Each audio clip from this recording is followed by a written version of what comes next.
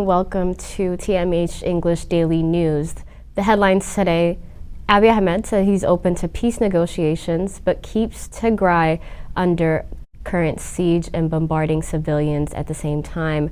Rape during Ethiopia war triggers HIV and AIDS crisis, and reports are coming out of a fresh round of atrocities in Humera at a major concentration camp for the Tigrayan civilians. Our main news for today: Abiy Ahmed says he's open to peace negotiations but has kept Tigray under siege and is continuing to bombard civilians and their infrastructures. Timnit Bayru has more on this story. While the government has yet to negotiate with the TPLF, this does not rule out the possibility of discussions, Abiy's office said in a statement on Twitter on Tuesday. It was hoped that the Olympic truce that UN Secretary-General Antonio Guterres called for would allow Ethiopians to receive well-needed humanitarian assistance. Yet the blockade on Tigray is in full force and millions are under starvation. Currently, the UN estimates that approximately 90% of the Tigrayan population require humanitarian assistance. Almost 40% of Tigrayans suffer from malnourishment due to a severe lack of food.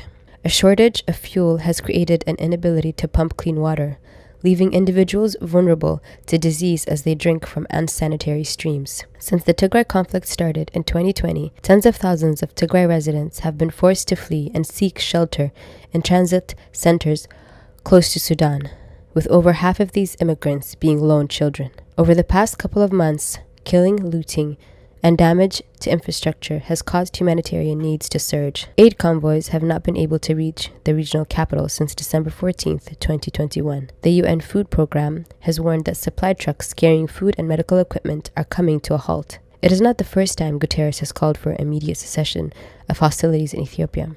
The Secretary-General released a termination of war statement on January 10, 2022. The announcements follow several recent airstrikes in Tigray, which have killed at least 108 civilians and injured 75 more.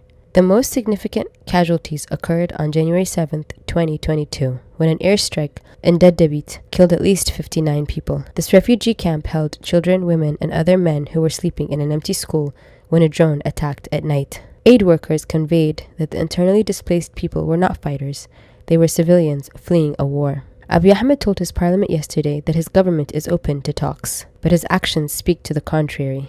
He is waging a war from the air, killing civilians. He is still incarcerating and torturing Tigrayans.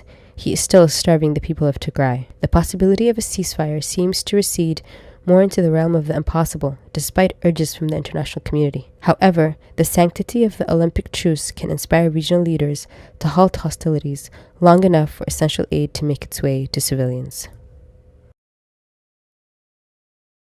Used to claim that he's open to negotiation and peace talks. Tigrayans are detained in Dessie in the Amhara region of Ethiopia and have been exposed to extreme killings and torture as well as starvation. Many of the Tigrayan detainees are currently languishing in two big warehouses near Dessie Hospital at a place known as Hote, and the detainees, including children and the elderly, were hunted down, packed in a warehouse after Tigrayan forces withdrew from the town. The Fano vigilante group are inflicting torture on the detainees, and the young ones taken from the detention centers are currently unaccounted for. Torture in the hands of the Fano is common, and sources indicate that the detainees are deprived of basic services and are currently suffering from starvation as well. Rape during Ethiopia's war have triggered HIV and AIDS crisis. Rape and sexual violence during the conflict in the northern part of Ethiopia have sparked HIV and AIDS and unwanted pregnancies in the crisis in the region. The United Nations Population Fund raised concern at the catastrophe that has led to children even being infected. The agency noted health facilities were reporting sexual violence-related complications, including injuries, unwanted pregnancies, while other cases were diagnosed with HIV and AIDS. Some victims endured obstetric complications, including fistula, and in Tigray, among the women and girls who got tested for HIV and AIDS, 3% of them are in fact HIV positive.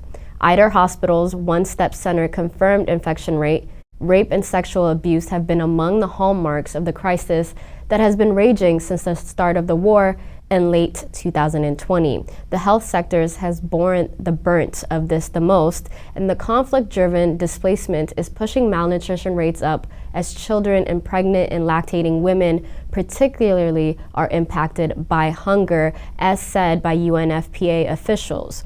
Access to maternal and newborn care services has served massive setbacks due to the critical shortages of skilled healthcare providers and medical supplies and damage to health infrastructures as well.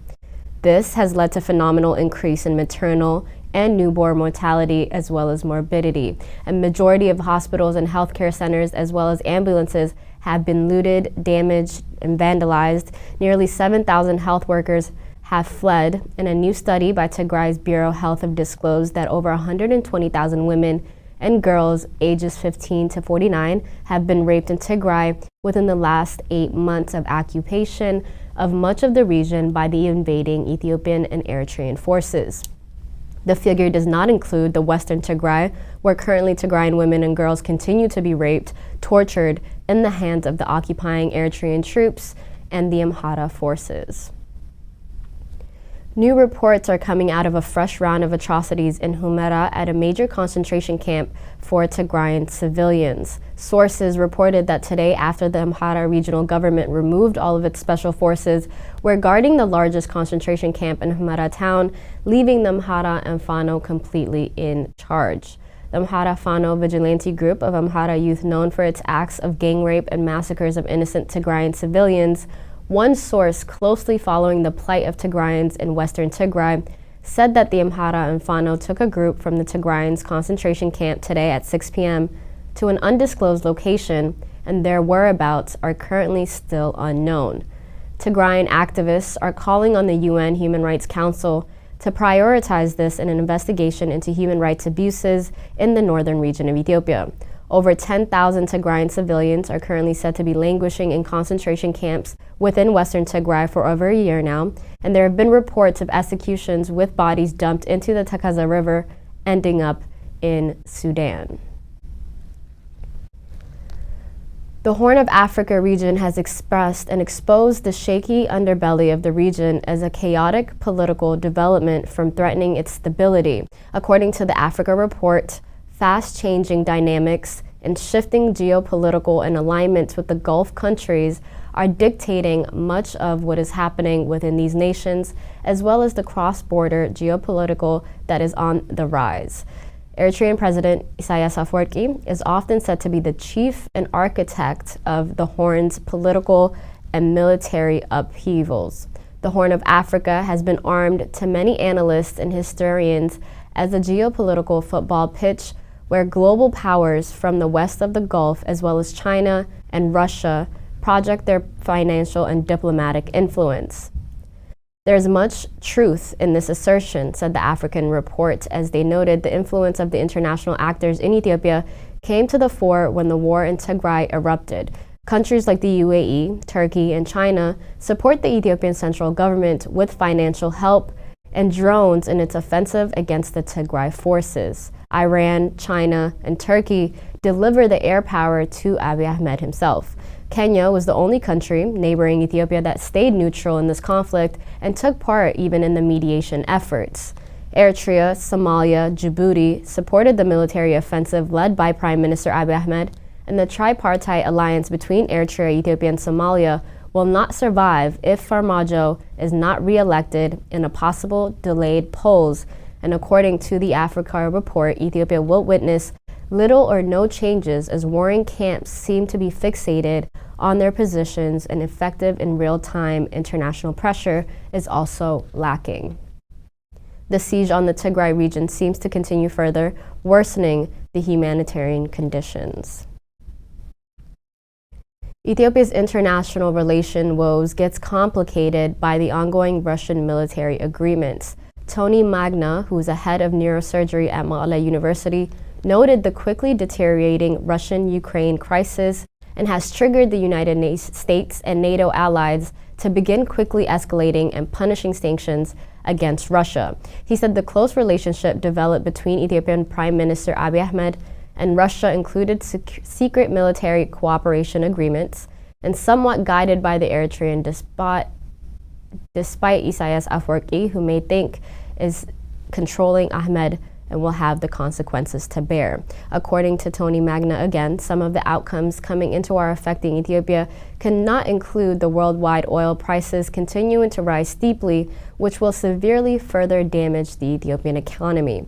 The previously friendly relationship of NATO as well as countries with Ethiopia has ended with almost complete cessation of weapons to Ethiopia due to the ongoing conflict and blockade of Tigray and to failure to make progress towards peace and negotiations. If the military cooperations with Russia brings forth a Russian armed force presence in Ethiopia or its neighbors Djibouti or Eritrea, while NATO is preparing for possible military intervention, Ethiopia could be seen as a hostile supporter of the Russian aggression. This could also lead to a harsher treatment of Ethiopia by the entire Western democracy. That concludes our news for today. Thank you so much for tuning in. Bye-bye.